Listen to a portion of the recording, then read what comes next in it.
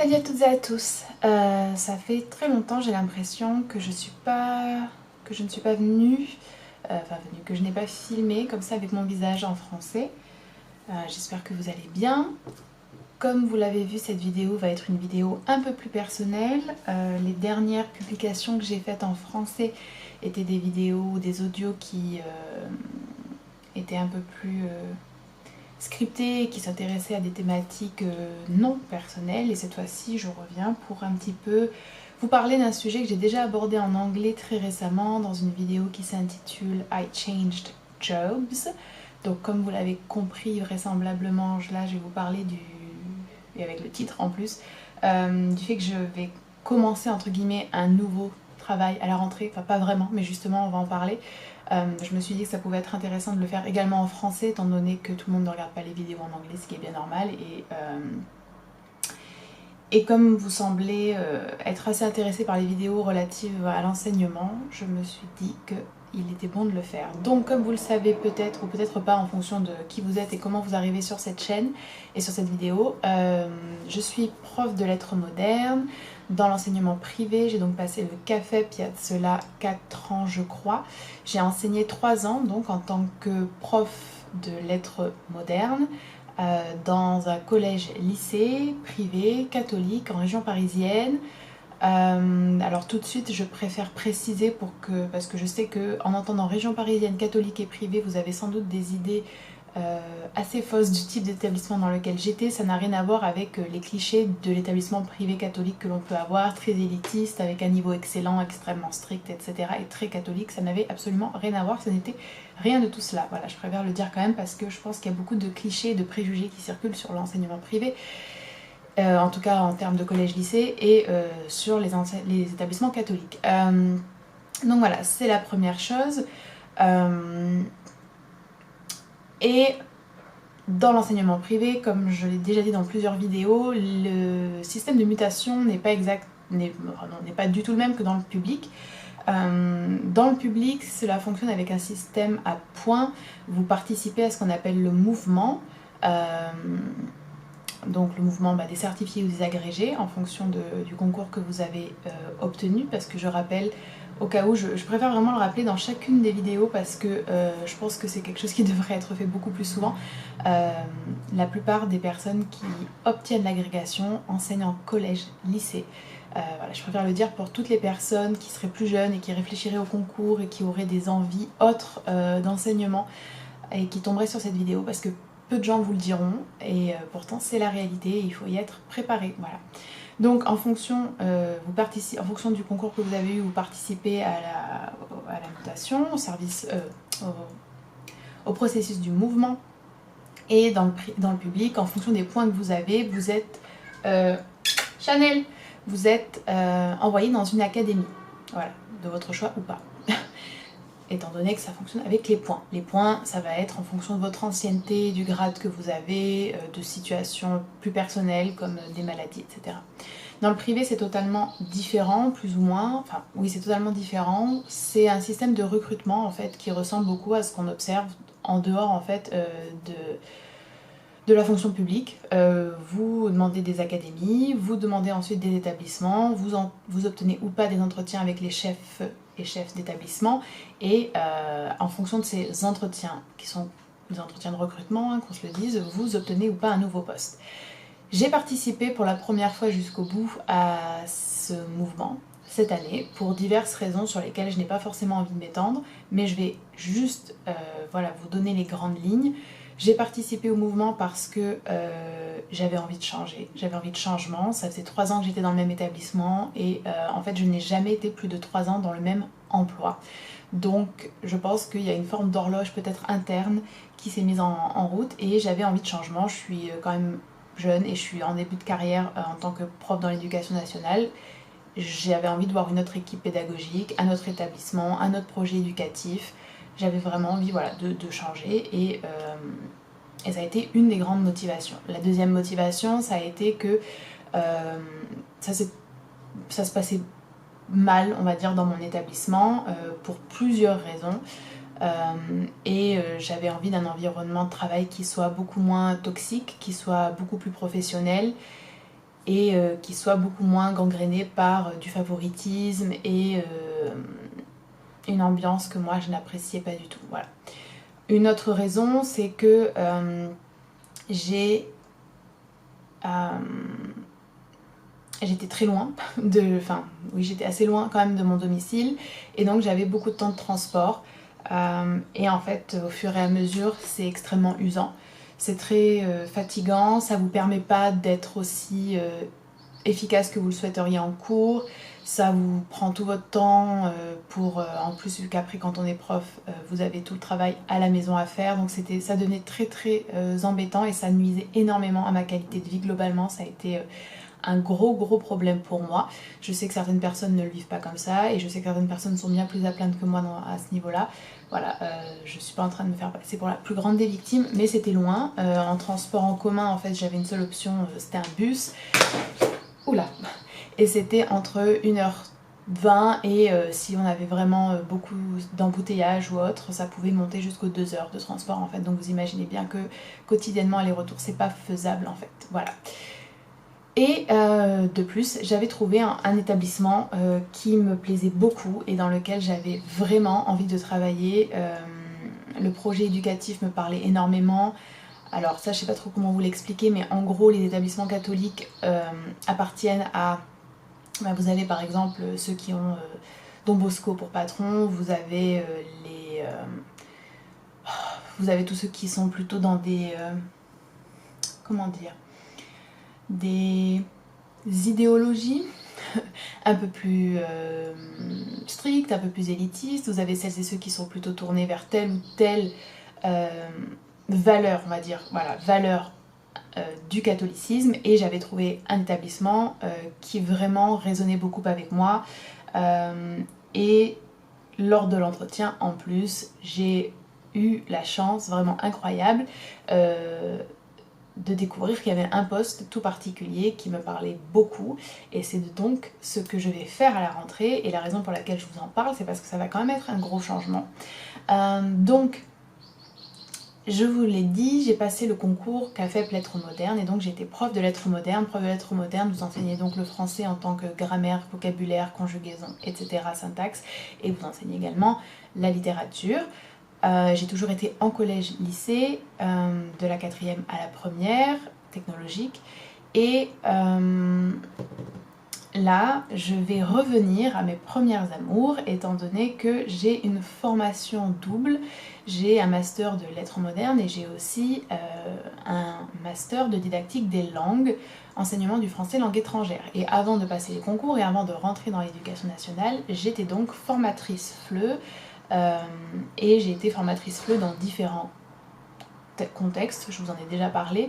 Je répète un petit peu dans ces vidéos parce que je sais que ça brasse toujours de nouvelles personnes et que c'est un petit peu difficile de s'y retrouver si on n'a pas le contexte. Donc FLE, c'est français langue étrangère, vous avez aussi FLS, français langue seconde, qui sont un petit peu les deux grands pôles, et j'ai travaillé avec des mineurs isolés étrangers, j'ai travaillé avec des migrants adultes, des primo-arrivants, et j'ai travaillé aussi avec des expatriés, la seule différence étant bien évidemment les papiers.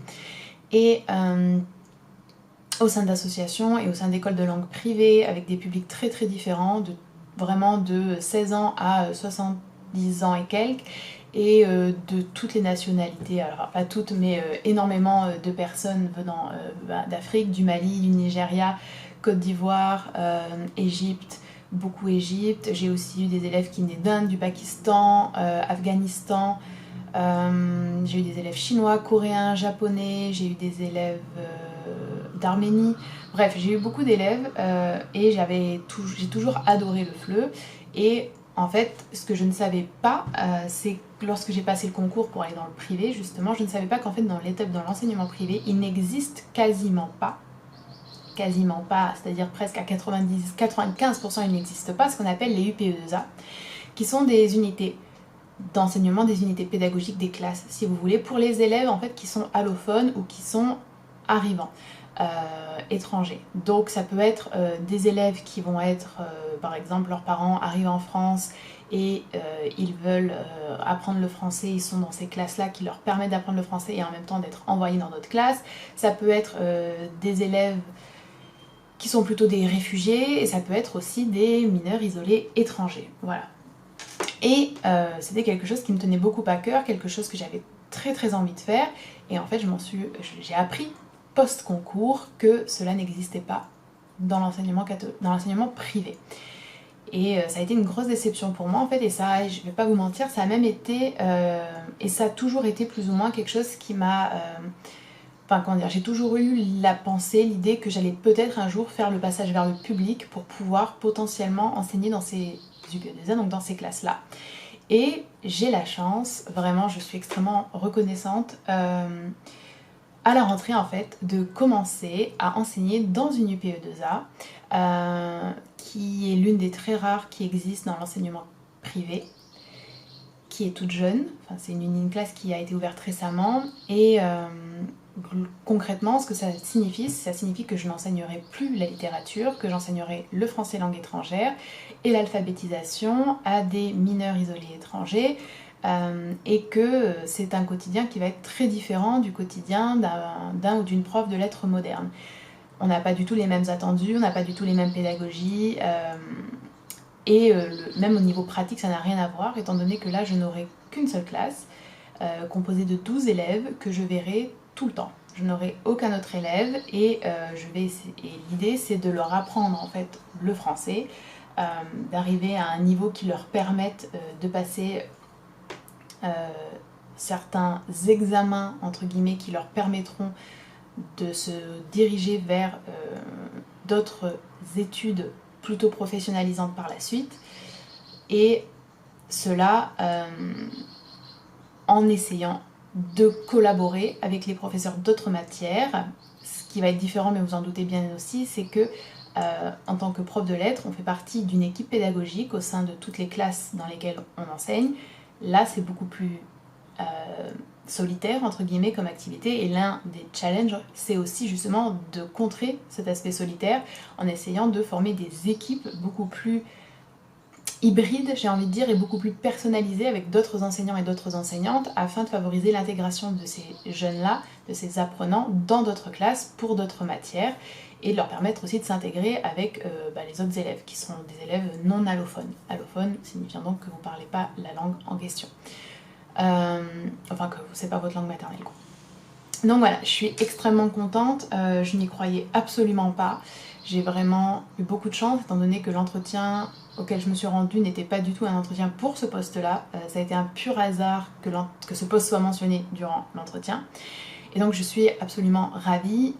J'avais oublié, enfin pas oublié, mais j'avais un petit peu tiré un trait malheureusement sur ce projet-là qui me tenait beaucoup à cœur, et sur cette possibilité-là d'enseigner en UPE2A et de retourner au FLE.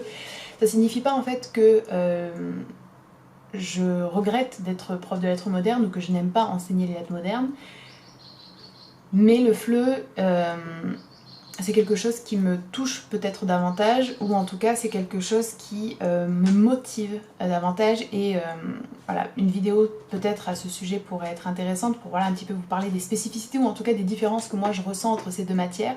Si vous voulez, l'une des grosses différences par exemple, c'est que j'ai toujours senti que l'enseignement du FLE enrichissait ma pratique en tant que prof de lettres modernes, mais je n'ai jamais ressenti que d'être prof de lettres modernes enrichissait ma pratique de formatrice FLE, par exemple. Le rapport aux élèves, aux jeunes est très différent aussi, et puis en FLE, en plus, vous pouvez enseigner à vraiment une multitude aussi de publics, et ça, moi, c'est quelque chose qui me parle beaucoup. Le fait de pouvoir voir les élèves plus souvent aussi, ça me parle beaucoup. Bref, il y a énormément de choses, en fait, et je suis très contente, voilà. Et j'enseignerai davantage, j'ai 21 heures au total par semaine, ce qui correspond, pour celles et ceux qui ne le savent pas, à un temps plein plus 3 heures supplémentaires, 3 heures sup pour un prof ou une prof. Et il y a tout un travail aussi un petit peu de coordination à faire avec les services du rectorat, donc c'est vraiment un nouveau chapitre dans un sens, et en même temps j'ai l'impression de revenir à une forme de normalité pour moi, de reprendre mon rythme de vie normal, je sais pas trop comment l'expliquer, sans parler du fait que je suis dans un établissement qui pour le moment je n'ai vraiment eu que de bonnes impressions de cet établissement et des personnes avec qui j'ai pu dialoguer travaillant dans cet établissement. J'ai hâte, voilà, c'est beaucoup plus proche de chez moi aussi d'ailleurs, Donc ça c'est incroyable pour la qualité de vie, pour la sérénité, parce que voilà, c'est pas trop l'objet de cette vidéo, mais je pense que c'est aussi important de le dire pour contextualiser, pour lever le stigma autour de tout ça, mais j'ai des troubles anxieux et une dépression, et en fait les petites choses du quotidien paraissent énormes quand on est atteint de ces troubles-là, et la perspective de travailler moins loin de chez moi, la perspective de pouvoir y aller en métro, la perspective d'être dans un autre environnement et de repartir un petit peu à zéro tout en revenant à quelque chose que j'aime profondément, c'est une grande source de joie et vraiment de sérénité. Et j'ai hâte en fait vraiment de rencontrer les apprenants, j'ai hâte de travailler avec eux, j'ai hâte d'être utile, et j'espère vraiment pouvoir partager certains éléments en fait de ce nouveau travail entre guillemets que j'aurai à la rentrée. Pour celles et ceux qui se demandent, hein, ça ne veut pas dire que je quitte l'éducation nationale, je suis toujours référencée comme prof de lettres modernes, je ne perds pas le concours, c'est exactement entre guillemets la même chose, sauf que on va dire je vais enseigner une discipline qui est annexe. Voilà. Je pense que j'ai à peu près tout dit. Voilà, je voulais vous en parler parce que je pense que c'est aussi la moindre des choses, étant donné que vous m'avez beaucoup aussi soutenu, notamment sur d'autres réseaux sociaux, quand les choses ne se passaient pas très bien et que je parlais des difficultés liées au métier. Je sais que ces vidéos sur l'enseignement font beaucoup de bien à certaines personnes qui se sentent donc moins seules, et le partage d'expérience peut aussi se faire quand c'est positif. Et voilà, j'espère en tout cas que cette vidéo aura été peut-être intéressante, que vous aurez appris certaines choses. Et je voudrais aussi la clore en adressant toutes mes meilleures pensées à toutes les profs et à tous les profs qui au contraire n'ont pas eu de réponse très positive pour cette rentrée scolaire, et à tous mes collègues TZR, enfin tous les collègues qui sont remplaçants et pour qui ça a pu être aussi difficile. Et sachez que vous n'êtes pas seul, voilà, dans toutes ces situations qui peuvent être très douloureuses parfois et très lourdes à vivre au quotidien. Voilà, je vous remercie pour votre attention, et puis je vous dis à très bientôt avec d'autres contenus divers et variés, et peut-être du contenu sur l'enseignement du FLE si jamais ça vous intéresse.